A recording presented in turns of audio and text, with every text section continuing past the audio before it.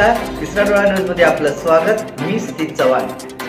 पाहूयाच्या काही ठळक घडामोडी। सांगली जिल्ह्यात मागील 2 ऑगस्ट पासून स्वातंत्र्याचा अमृत महोत्सव या अंतर्गत हर घर तिरंगा हा उपक्रम राबवला जात आहे।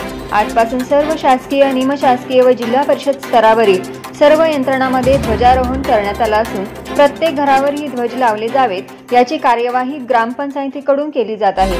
तरी जिल्ह्यातील जनतेने या उत्सवात मोठ्या संख्येने सहभागी व्हावे असे आवाहन ग्रामपंचायत विभागाचे उपमुख्य कार्यकारी अधिकारी शशिकांत शिंदे यांनी केले आहे। नमस्कार, मी शशिकांत शिंदे, उपमुख्य कार्यकारी अधिकारी जिल्हा परिषद सांगली। मला आपणास कळवण्यास आनंद होत आहे की आपल्या जिल्ह्यामध्ये मागील 2 ऑगस्ट पासून स्वातंत्र्याचा अमृत महोत्सव अंतर्गत हर घर तिरंगा हा उपक्रम राबवला जात आहे। हा उपक्रम 3 टप्प्यामध्ये राबवला गेलेला आहे। 2 ऑगस्ट पासून 8 ऑगस्ट पर्यंत, 8 ऑगस्ट नंतर 12 ऑगस्ट आणि 12 ऑगस्ट ते 15 ऑगस्ट या दरम्यान 3 टप्प्याचा उपक्रम राबवला गेला आहे।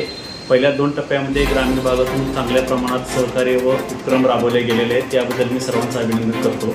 व तिसऱ्या टप्प्यामध्ये आजपासून प्रत्येक शासकीय, निमशासकीय व जिल्हा परिषदेकडील सर्व यंत्रणांच्या ठिकाणी ध्वजारोहण करण्यात आलेलं आहे। तसेच बाईक रॅली, शाळा महाविद्यालयांच्यामध्ये रांगोळी स्पर्धा, निबंध स्पर्धा, वक्तृत्व स्पर्धा घेण्यात येत असून मानवी साखळी करण्यात येत आहे। ध्वजांची विक्री करून प्रत्येक घरावर ध्वज लावला जाईल या अनुषंगाने सर्व कार्यवाही ग्रामपंचायत स्तरावर केली जात आहे। हे सर्व पूर्ण झाल्यानंतर आपली जी सेल्फी आहे ती वेबसाईट दिलेली असून त्या वेबसाईटवर अपलोड करायची आहे। तसेच विविध उपक्रम जे आहेत हे उपक्रम नागरिकांनी शासनाच्या वेबसाईटवर जाऊन अपलोड करता येऊ शकतील।